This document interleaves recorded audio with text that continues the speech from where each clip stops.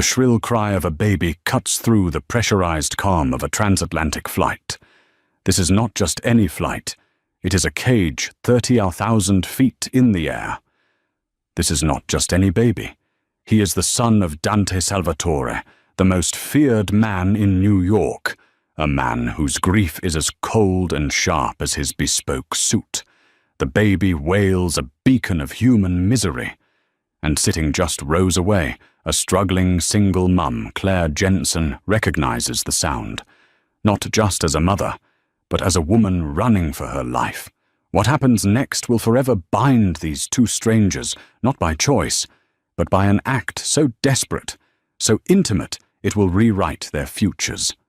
The cabin of Alitalia's first-class suite, on flight AZ-611, non-stop from JFK to Rome Fiumicino, was a pressurized tomb of polite tension. The air, recycled and thin, carried the scent of expensive leather, spilled champagne, and a new pervasive odor, sour milk. At the center of this tension in seat 2A was Dante Salvatore. To the other passengers he was an annoyance.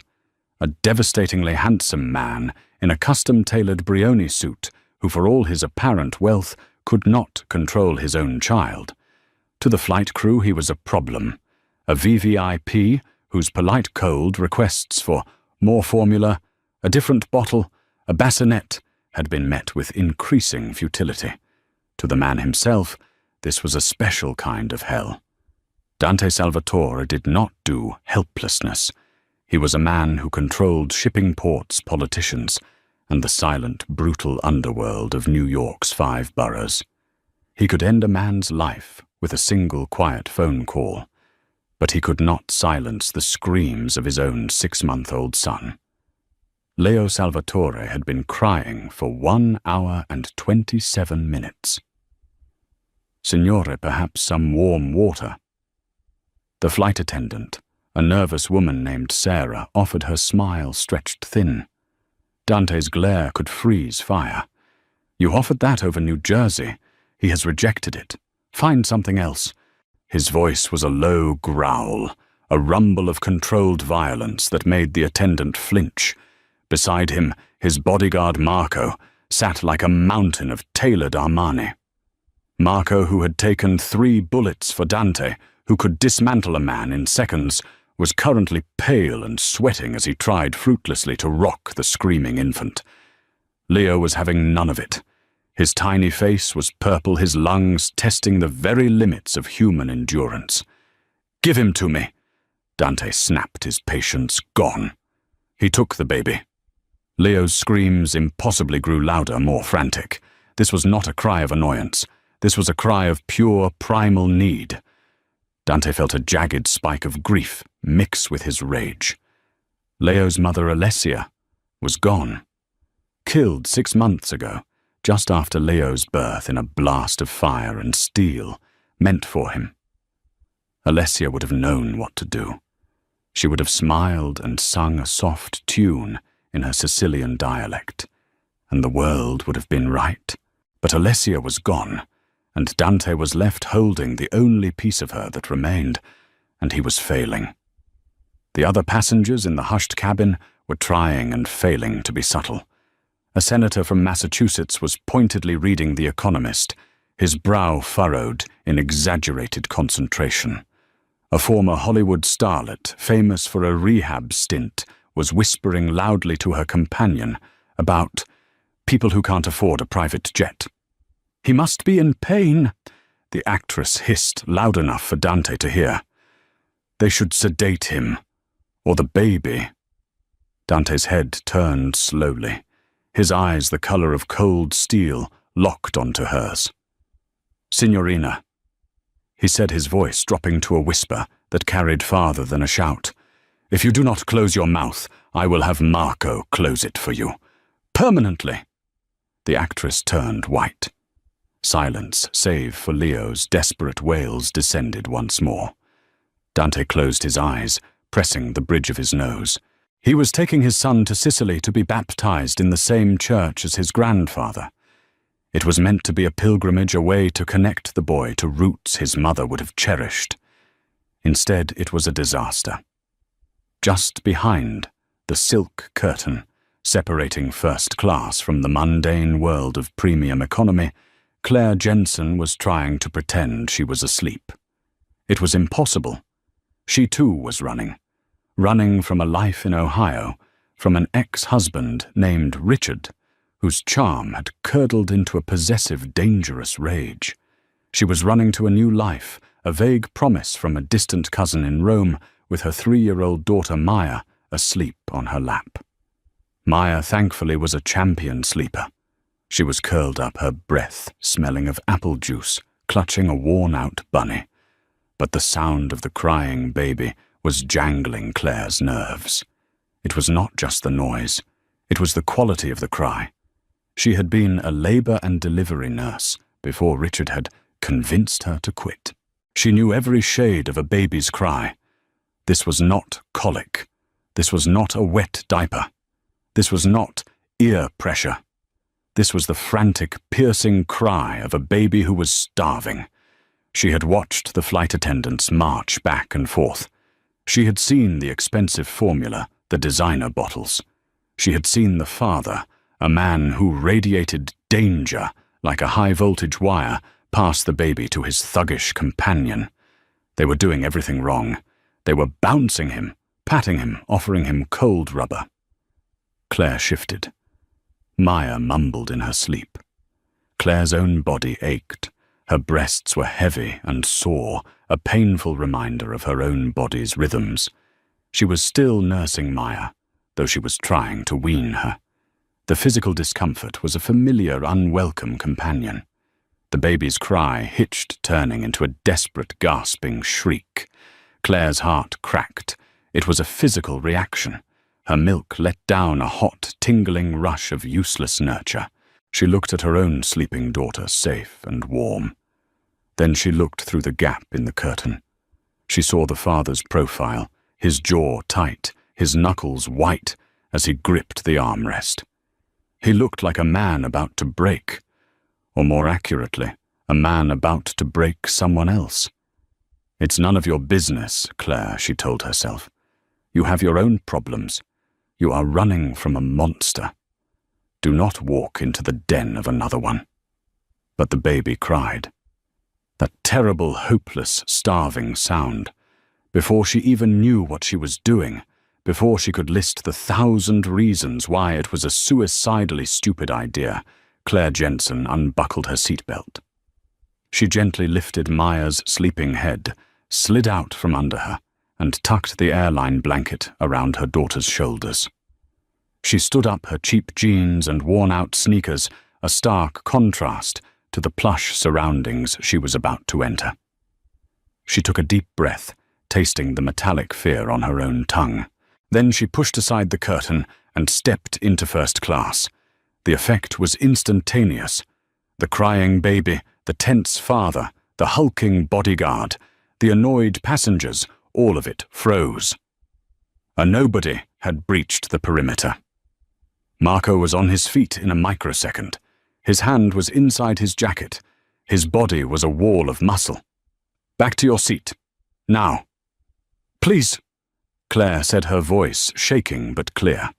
She directed her words not to the bodyguard, but to the man in the suit. The man holding the baby. "Please, I can help. I know what's wrong." Dante Salvatore looked up. His eyes raked over her. He saw the faded t-shirt, the exhaustion in her eyes, the lack of a wedding ring, and the faint, unmistakable stain of baby food on her shoulder. He saw, in short, nothing. "No one can help," Dante said. His voice was final. "Go." "He's starving," Claire said, taking another step. Marco moved to intercept her, placing a heavy hand on her shoulder. "You heard him." "No, you don't understand," Claire insisted, her voice rising in desperation. The baby heard her, and his cries seemed to pause just for a second, as if listening. "He's starving, but not for that." She pointed at the rejected bottle. "He needs a mother." Dante's face darkened. "His mother is dead." The words were flat, a statement of fact, brutal and cold. "I know," Claire whispered, though she had not known. "I am so sorry. But biologically he needs what's in the bottle, but he won't take it from the bottle. He needs comfort." She stopped. How could she say this?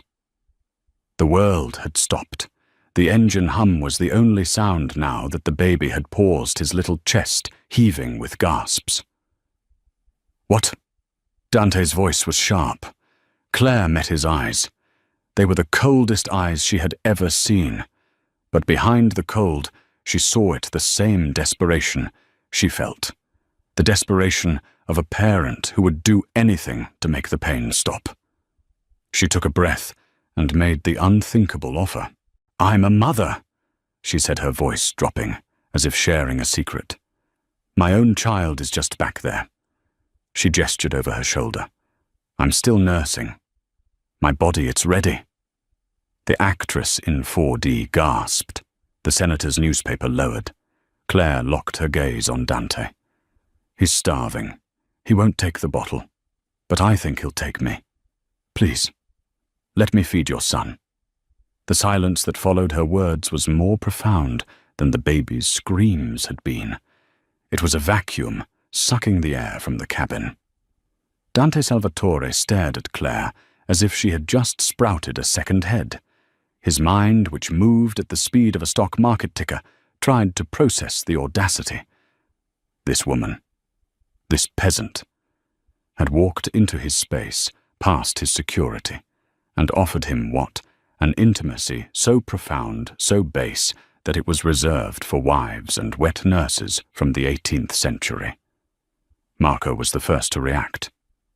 "Signorina, you are insane. Go before I call the air marshal." "She is not insane," Dante said, his voice dangerously quiet. He was looking at his son. Leo, who had been momentarily distracted by the new voice, was gearing up for a new assault. His face was starting to crumple. "You," Dante said, his gaze snapping back to Claire. "You would do this for a stranger." Claire felt a hot flush of embarrassment. "I would do it for a baby," she corrected him. "He's in pain. I'm a nurse. Or I was. I know that cry. Please, it's just milk." It was not just milk. It was a F-350 of a social taboo, and she had just driven it straight through the first-class cabin. The flight attendant, Sarah, hurried over. "Ma'am, please, you need to return to your seat. We can handle this." "You cannot handle this." Claire snapped her own fear and exhaustion, making her bold. "You have been handling this for an hour, and he's turning blue. He's going to make himself sick." She turned back to Dante, her hands clasped in front of her. "I don't want your money. I don't want anything. I am a mother with a full breast of milk that is currently going to waste. Your son is hungry. It is the simplest, most logical solution in the world." Dante Salvatore lived in a world of complex, illogical solutions, a world of shell companies, hidden loyalties, and blood feuds. He had not encountered simple or logical in a decade. He looked at this woman. She was plain, but her eyes were not. They were a clear, defiant blue. She was not intimidated. She was exasperated, as if he were the idiot. It was a novel experience. And Leo, his son was beginning to wail again, that thin, reedy sound that tore at the last remnants of Dante's soul. "You are American," he stated. "Yes, from Ohio. And you are healthy." It was not a question. It was an assessment. "Yes," Claire said, her cheeks burning. "I am not on any medication. I do not drink. I do not smoke. I am just a mum, like your wife was." The mention of Alessia was a misstep. She saw it in his eyes. The steel cooled to absolute zero. "Do not," he whispered, "speak of my wife. I'm sorry. I just mean as a mother. Please." Dante made a decision. He had made decisions that had cost men their lives with less information. This was, as she said, simple. Biological. "Marco," he commanded. "Boss, no. We don't know who she is. She could be anything. She is a solution. Dante said. He nodded to Claire, a short, sharp motion. Sit. He gestured to the seat, facing the one the Hollywood actress had been occupying before she'd moved in a huff. Claire practically fell into it. Her legs were shaking. Sarah, Dante called, his voice, now pure command. The flight attendant jumped. Bring blankets. 2. And a bottle of water. Aquapanna if you have it. Yes, signore. Immediately. Sarah returned, her hands full. She looked at Claire with a mixture of awe and horror. She handed her the blankets. Turn around, Dante ordered Sarah. What? Turn around, all of you. His voice swept the cabin. The senator's newspaper went up like a shield. The actress fumbled with her eye mask. Marco reluctantly turned his back, standing in the aisle to block the view from the rest of the plane. They were in their own private world. Just Dante, Claire, and the now gasping baby.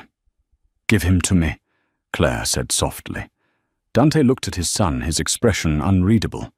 He had not let anyone hold Leo but himself, Marco, and a professional background-checked nanny back in New York. To hand his son, his heir, to this complete stranger, it was a violation of every security protocol he lived by. But Leo cried. Slowly, as if handing over a priceless, unstable explosive, Dante Salvatore passed his son across the small table. Claire took him. Her movements were practiced, sure. She did not take him awkwardly like Marco. She did not hold him stiffly like Dante.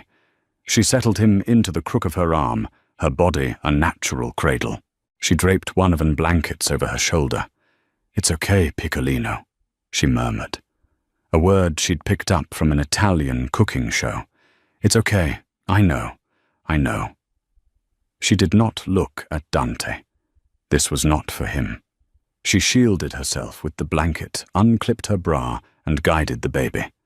There was a moment of frantic snuffling, searching a tiny whimper of frustration. And then silence. A profound, absolute, and miraculous silence. The only sound was the soft, rhythmic suckling of a contented child. Claire let out a breath she felt like she had been holding since she left Ohio. The relief was so total, so physical, that she felt light-headed. She looked down at the baby in her arms. He was beautiful. Dark, downy hair, long eyelashes, resting on a chubby cheek. He was feeding with a desperation that broke her heart. He had been starving. She looked up. Dante Salvatore was watching her. His face was a mask of stone, but his eyes were raw. He was not looking at her. He was looking at his son, seeing him peaceful for the first time since his mother died. He's beautiful, Claire whispered, her voice thick. Dante did not answer. He just watched. He watched this strange, brave woman from Ohio feed his child from her own body. He was a man of transactions. He understood debts. He had just incurred one that he could never, ever repay. My name is Claire, she said into the silence. Claire Jensen. Dante, he replied. His voice was rough. Dante Salvatore. The name meant nothing to her. It was just a name, an old Italian name. And this is Leo, Dante said, his voice softening for the first time as he looked at his son. Leonardo Salvatore. Leo, Claire repeated, smiling down at the baby. Hello, Leo. You gave your papa a scare. Leo's eyes were closed, his hand fisted in Claire's t-shirt. He was in heaven. Dante watched them, the primal sacred image of mother and child, a woman who was not his wife, a child who was his.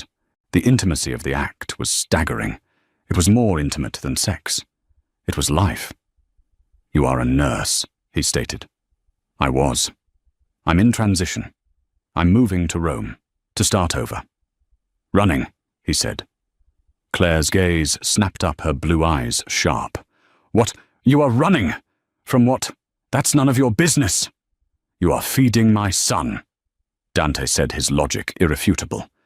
You have made yourself my business. Claire bristled. The post-rescue adrenaline was fading, and she was realizing the vulnerability of her position. She was in a metal tube 30,000 feet in the air with a man who looked like he belonged on a most wanted poster, and she was lactating for him. "I'm running from a bad marriage," she said, her voice tight. A man who didn't know when to let go. "Richard," Dante said.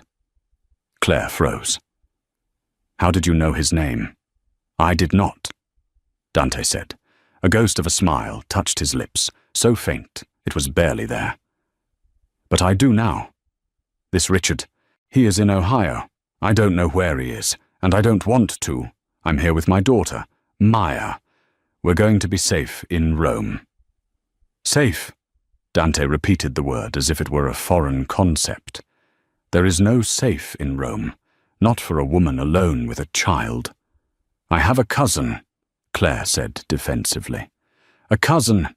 Dante dismissed the idea with a wave of his hand. "And this cousin will protect you from a man who doesn't know when to let go." Claire had no answer. Her cousin was a part-time art student who lived in a tiny apartment. She was, Claire suddenly realized, completely and terrifyingly alone. Leo finished. His belly was full. He was milk-drunk, his mouth open, his breathing deep and even. He was for the first time on the flight completely asleep. Claire gently burped him, her hand rubbing his back. She adjusted her clothing under the blanket, the physical relief profound. "Here," she said, holding the sleeping baby out to Dante. Dante looked at his son, then at her. He did not take him. "No, he is content. You will hold him until we land." "But my daughter, Maya, she's back there." "Marco," Dante called. The bodyguard turned his face, a mask of professional neutrality, though his eyes widened at the sight of the sleeping baby. "Go to the woman's seat. 12E, there is a child, Maya. You will sit in the seat next to her. You will watch her. If she wakes, you will entertain her. You will not let her out of your sight. Go." Marco looked like he wanted to argue. He looked from the sleeping baby to his boss. Then he nodded. "Yes, boss." He lumbered down the aisle, a grizzly bear sent to babysit a bunny. Claire watched him go, horrified. "You can't just send that man to sit with my daughter." "I can," Dante said. "He is the most capable man I know. Your daughter is now the safest person on this airplane. Safer even than you." Claire looked at him, truly processing the power in his statement. "You," Dante continued, "will sit here with my son. You will have a drink. You will eat. And you will tell me everything about this Richard." Claire opened her mouth to argue, to demand to go back to her daughter. But she was trapped. Trapped by the sleeping baby in her arms, trapped by the terrifying man in front of her, and trapped by the sudden chilling realization that by solving one problem, she had just created 1,000 more. The rest of the flight passed in a surreal, quiet bubble. The first-class cabin, having witnessed the drama and its bizarre silent resolution, retreated into its own world. The senator went to sleep. The actress put on headphones and pretended to meditate. Flight attendant Sarah, at Dante's quiet request, delivered a first-class meal to Claire, who ate the lobster thermidor and sipped the aquapana with one hand, her other arm securely holding the sleeping Leo. It was the strangest, most luxurious, and most terrifying meal of her life. Dante did not eat. He just watched. His mind, which was usually occupied with logistics, rival families, and the cold arithmetic of power, was now focused entirely on the woman in front of him. Claire Jensen, nurse, from Ohio, fled a bad marriage, has a daughter, Maya. These were the facts. But Dante Salvatore dealt in the spaces between the facts. He observed her hands. They were strong, capable, but the nails were short, bitten, a sign of anxiety. She wore no jewelry save for a faint, pale line on her left ring finger where a wedding band used to be. She was not a plain woman, he decided. She was a woman who had been deliberately hiding. Her clothes were a size too large, her hair a nondescript brown pulled back in a simple tie. She was a woman trying to be invisible. And yet she had walked through the curtain. She had confronted him. This Richard. Dante said, his voice low, breaking a long silence. The engine hum was the only other sound. He hit you. Claire's fork clattered against the porcelain plate. That is none of your concern. You made yourself my concern when you touched my son, Dante repeated. He hit you. Claire looked down. He was controlling. He liked things his way. He was a successful man, a finance guy. He worked for a firm Wechsler Capital. Very important. He did not like to be told no. So you told him no, Dante surmised. I told him enough, Claire whispered. He pushed Maya. She fell. It was an accident, he said. But she hit her head on the coffee table. And I looked at him and I realized. He wasn't sorry she fell. He was angry she had been in his way. Claire's hand tightened on the armrest. I took her to the hospital. I packed one bag. I emptied our joint account. I bought these tickets. And I ran. Dante was silent. He understood this. Not the emotional part, perhaps, but the logistics. The flight. The stolen money. The desperate act of self-preservation. It was a strategy. A weak one, but a strategy nonetheless. He will find you, Dante said. No. He thinks I went to my sister's in Oregon. I made sure. I left a trail. He won't look in Rome. He will, Dante said with absolute certainty. A man like that. A controlling man. He does not see you as a person. He sees you as a possession. You stole his property, not just the money. You and the child. He will not stop. A cold spear of fear, more potent than anything she had felt before, pierced through Claire's exhaustion. How do you know? Dante leaned forward. The small table between them felt like a battlefield. Because I am a man like that, he said, his voice a hypnotic whisper. I understand possession. I understand what it is to have something mine taken from me. He was not talking about her. He was talking about Alessia. He was talking about the car bomb. He was talking about the 6 months of cold, silent rage that had fueled his every waking moment. Claire saw it then. He was not just a rich, arrogant passenger. He was grieving. He was a man consumed by a loss so profound it had burned away anything soft inside him. Anything except perhaps the tiny sleeping bundle in her arms. I am sorry, Claire said, and she meant it. I am sorry for your wife, and I am sorry for whatever makes you see the world that way. Dante Salvatore had not been seen by anyone in years. He was handled, he was managed, he was feared. But this Ohio nurse with her cheap t-shirt and her unwelcome insight, she saw him, and he did not like it. He leaned back, the mask of cold indifference sliding back into place. You have a stain on your shirt. Claire looked down, the tiny spot of baby food from Maya. Oh, right.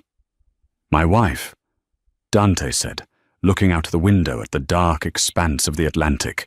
Alessia. She never had a stain on her. Ever. She was perfect, like a painting, everything in its place. I bought her a villa in Sicily. I gave her everything, and she could not. Like you. Claire understood. Alicia had been a trophy, a beautiful, perfect painting.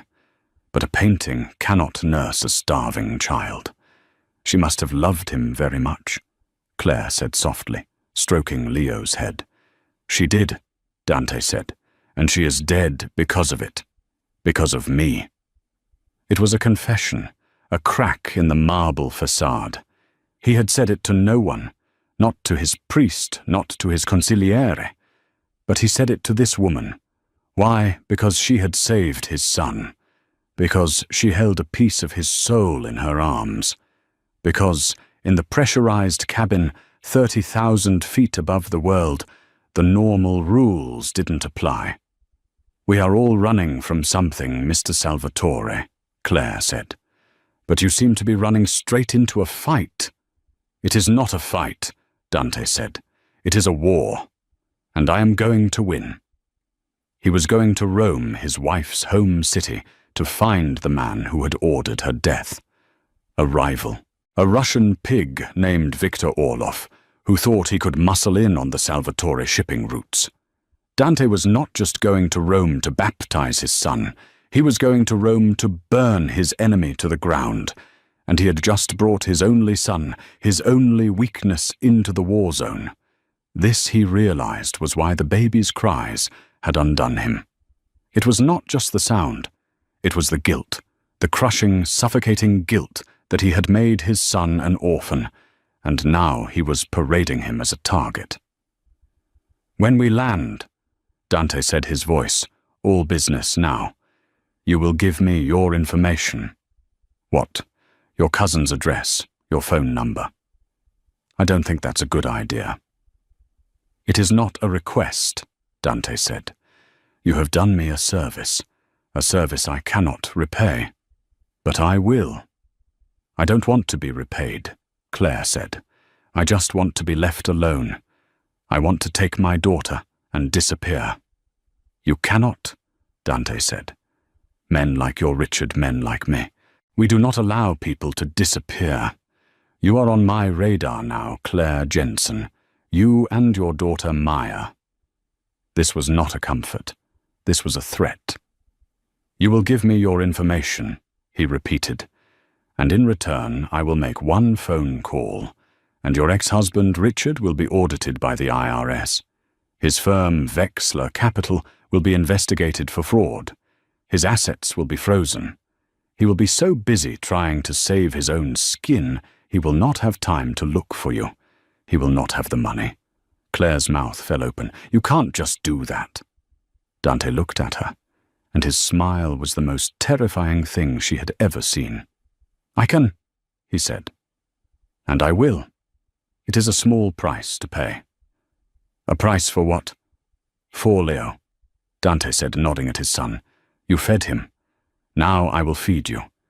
This is how the world works, Claire. You do a favor. You receive a favor. We are now bound." Claire looked down at the sleeping baby. He was so innocent, so perfect. She had saved him, and in doing so, she had just damned herself.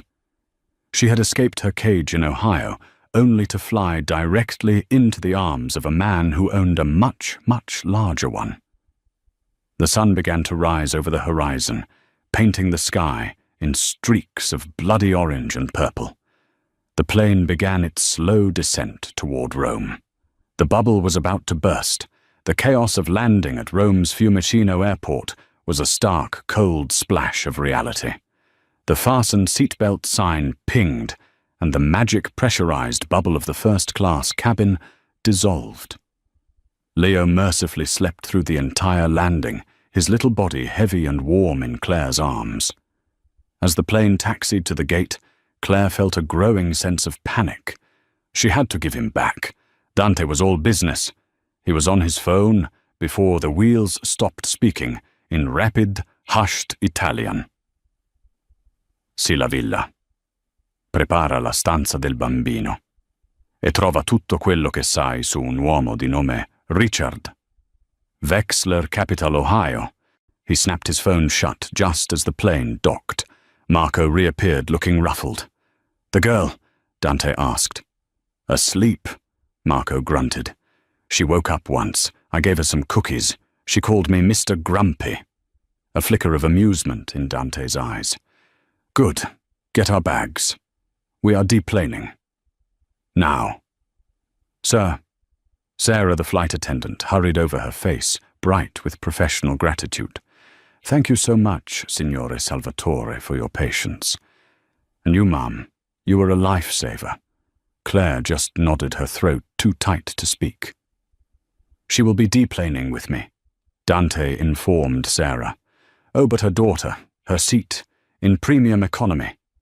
Marco will retrieve the girl, Dante said. Come. He stood.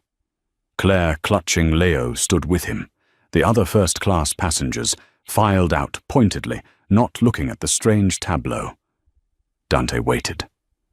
Marco returned, carrying a still-sleeping Maya in one arm and Claire's worn-out carry-on bag in the other. Maya, who normally fought sleep, was utterly limp in the big man's grasp. He's good with her, Claire murmured, astonished. He has 7 nieces, Dante said, as if this explained everything. They walked out of the jet bridge. Claire felt like a fraud, walking with this man who was flanked by a bodyguard carrying her child. People stared. They saw a powerful, beautiful family. A man, his wife, his 2 children, his security.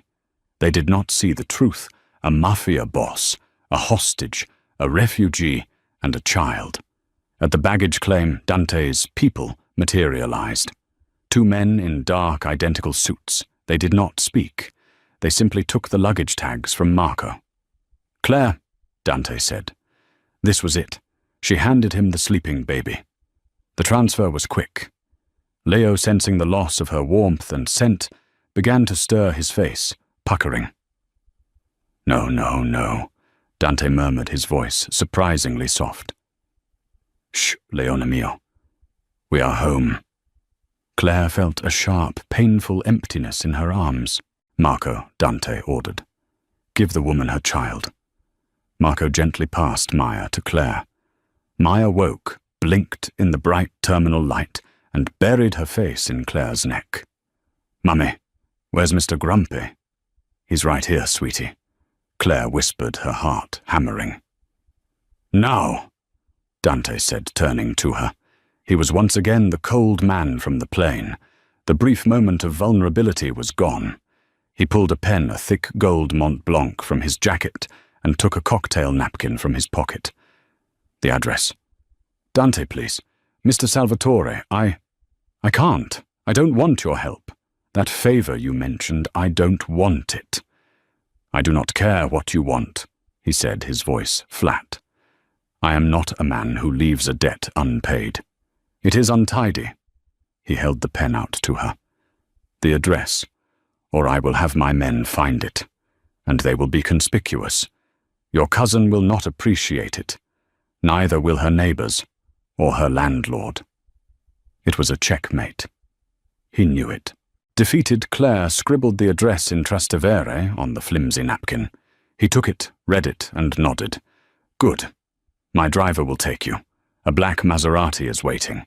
It will be... No, Claire said, finding a last frayed thread of defiance. No, I'm taking the train. The Leonardo Express. Like I planned. I will not get in a car with you. She expected him to argue, to force her. Instead, he studied her for a long, uncomfortable moment. The cogs were turning. He was re-evaluating. As you wish, he said finally. You choose the hard way. I admire that. It is stupid, but I admire it. He tucked the napkin into his pocket. Marco, give her the card. Marco produced a business card. It was thick, black, ridiculously expensive. It had one word on it, Salvatore, and a phone number. This is not my number, Dante said. It is the number for my ufficio, my office, when your cousin's apartment proves to be a hovel, when your ex-husband's lawyers find a way to freeze the money you stole when you are hungry. You will call this number. I won't, Claire said. You will, Dante replied. He looked down at Maya, and his expression softened by a fraction. She is a beautiful girl. It would be a shame if she had to suffer for her mother's pride. He turned. His men who had the bags were already moving. Marco, holding Leo, fell in step behind him. In seconds, the Salvatore entourage was swallowed by the crowd, moving with a silent, terrifying efficiency and disappearing through a private exit. Claire was left standing alone, holding her daughter, her carry-on, and a black business card that felt like it weighed 1,000 pounds. She was also being watched. Across the terminal by a Café Nero, a man in a rumpled suit lowered his phone. He had been watching the exchange. He had not been watching Dante. He had been watching her. He hit a speed dial number. A voice on the other end answered. "Mr. Peterson, it's me. You were right. Your wife, Claire. She wasn't going to Oregon. I've got eyes on her. Right now. At Fiumicino, Rome, Italy. Yeah, she looks scared. And she's got the kid." The man, a private investigator hired by Richard Peterson, lifted his phone and snapped a picture. A grainy, long-distance shot of Claire holding Maya, looking lost.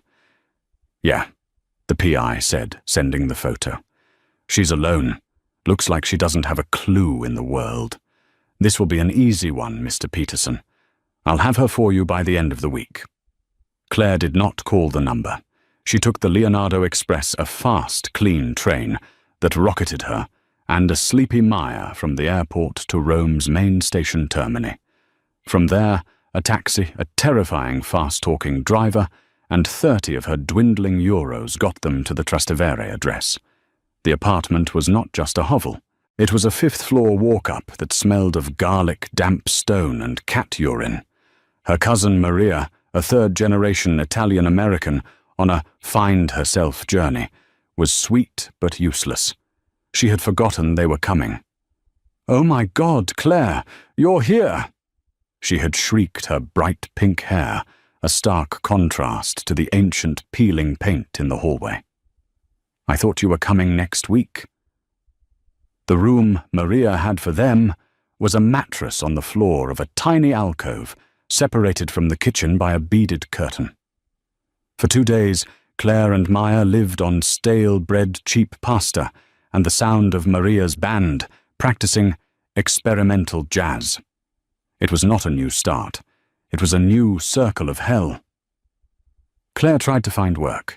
She went to hospitals, clinics, and private nursing agencies.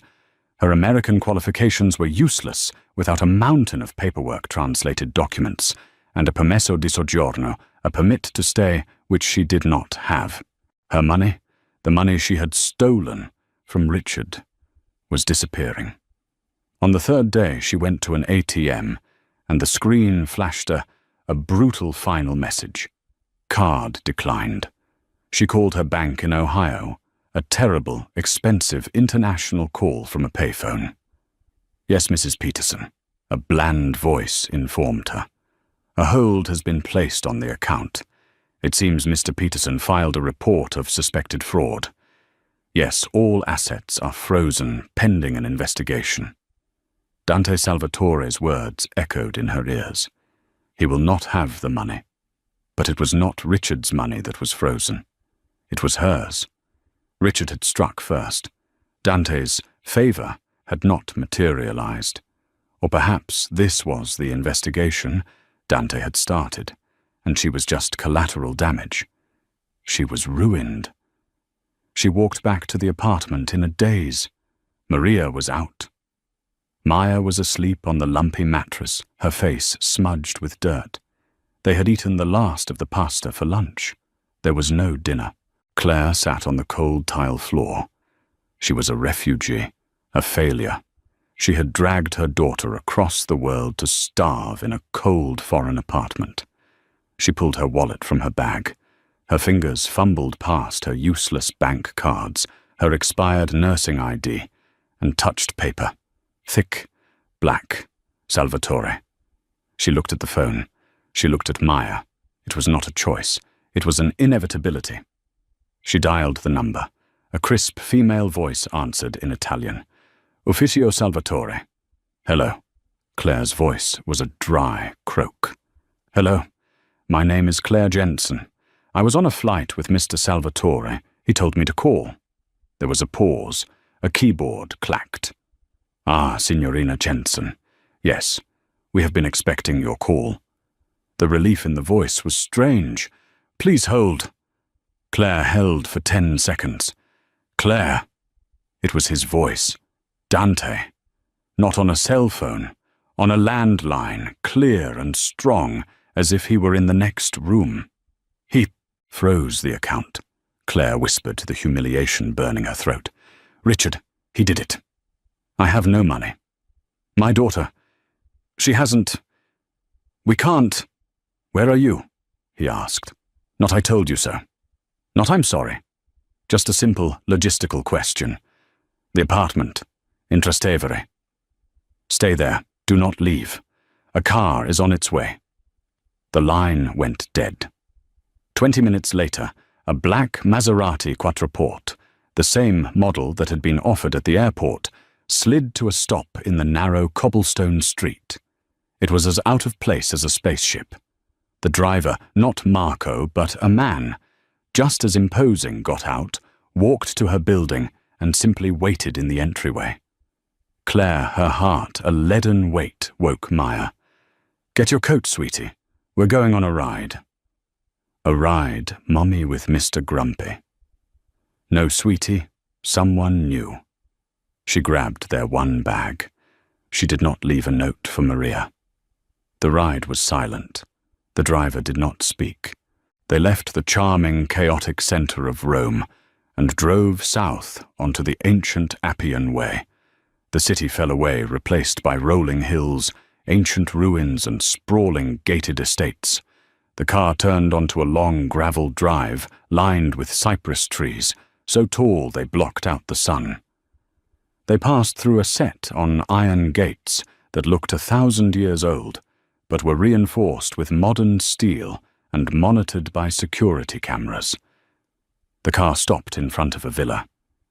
It was not a house.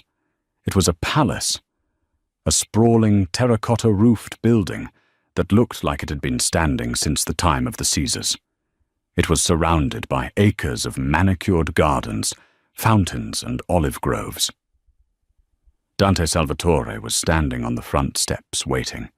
He was not in a suit. He was wearing dark trousers and a simple white linen shirt open at the collar. He looked like a Roman god. And he was holding Leo.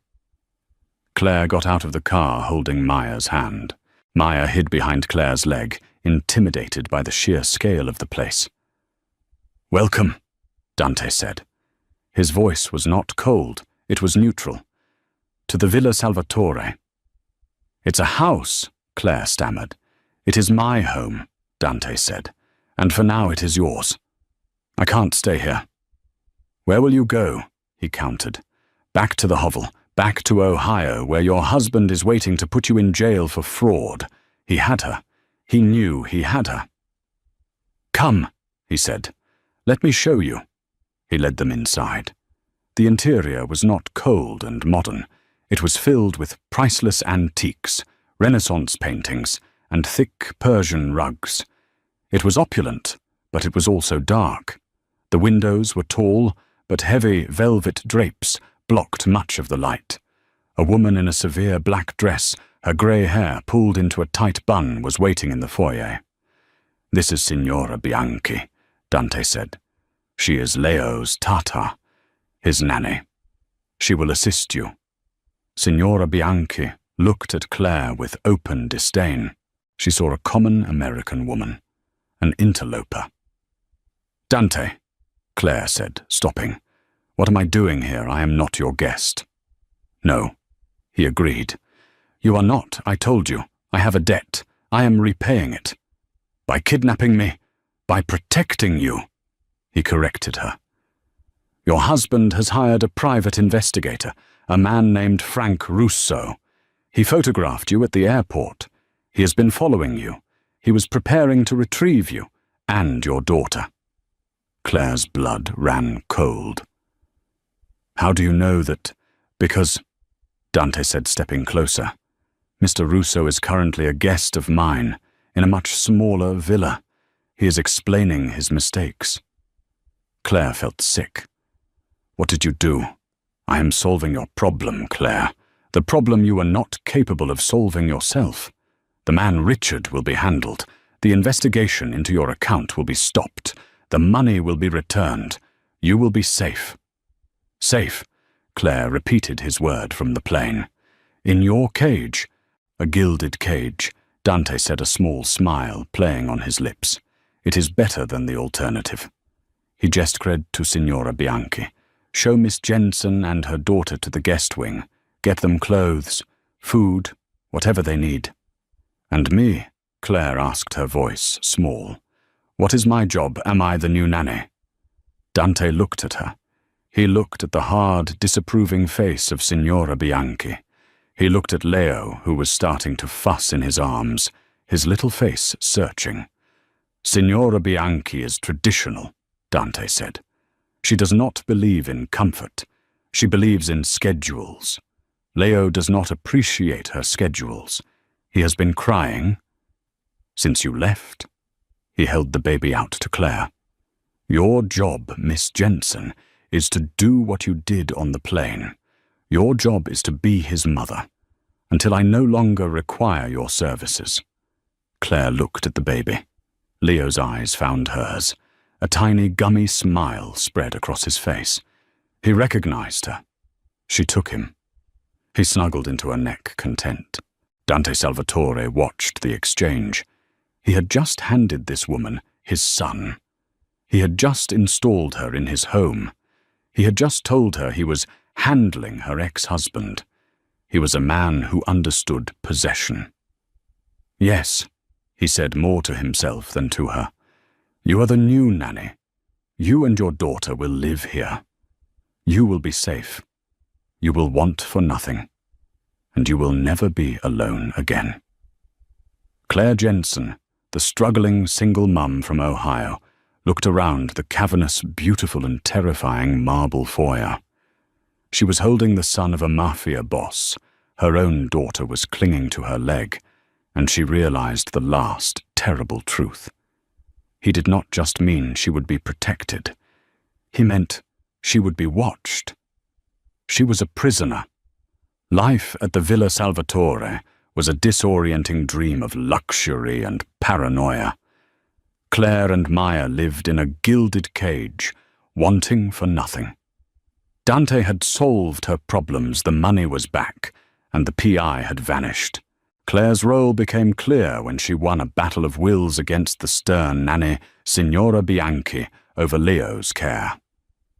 From then on, Claire was Leo's unofficial mother, and the baby thrived. Her own daughter Maya blossomed, forming an unlikely, adorable bond with Marco, her Mr. Grumpy bodyguard. Dante himself was a watchful absence. He would disappear for days, then return, his eyes tired. In a rare moment of vulnerability, he confided in Claire.